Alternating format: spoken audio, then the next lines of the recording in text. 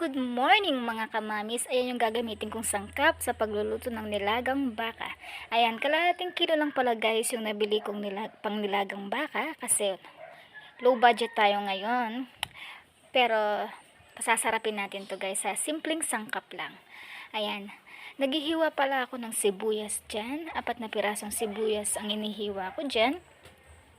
Tapos, bumili pala ako ng 4 na pirasong mais. Yung mais nila, napakatamis.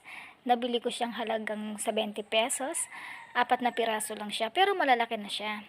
Kasi kung bibili ka dito, yung tig 25 pesos or 30 pesos, 4 na piraso siya, pero matabang siya. Ito, napakatamis niya.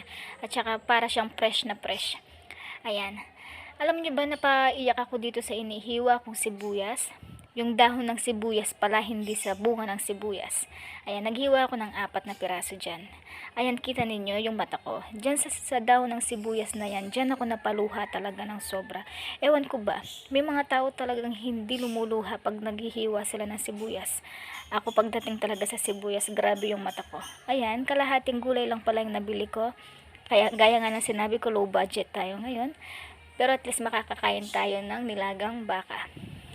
Ayan, yung mais guys, o diba? Kita ninyo, lalaki, dilaw na dilaw siya. Napakatamis talaga niyan.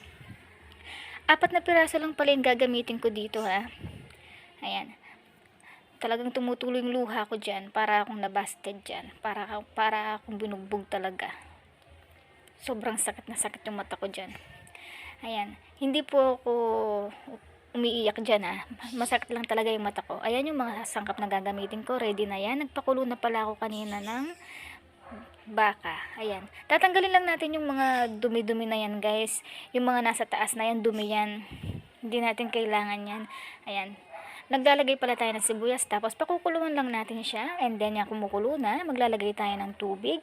At isasabay na natin yung napakatamis na mais. Ayan yung mais. Isasabay na natin. Tapos pakukuluan lang natin siya. Pakukuluan pa natin siya kasi para lumambot yung mais. Hindi ko sinabay yung mais dyan kasi pag sinabay mo yung mais dyan, yung dumi ng baka na umaangat, mapupunta sa mais. Mahirap nang tanggalin.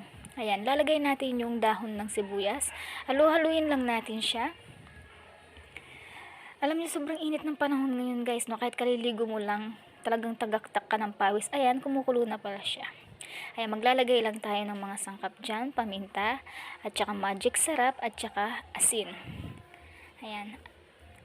Maglalagay tayo ng asin dyan guys. Depende sa panglasa ninyo. Ako kasi gusto ko pag nagluluto ako ng may sabaw, ayoko yung maalat talaga. Kasi magsasawsawan pa ako ng patis dyan.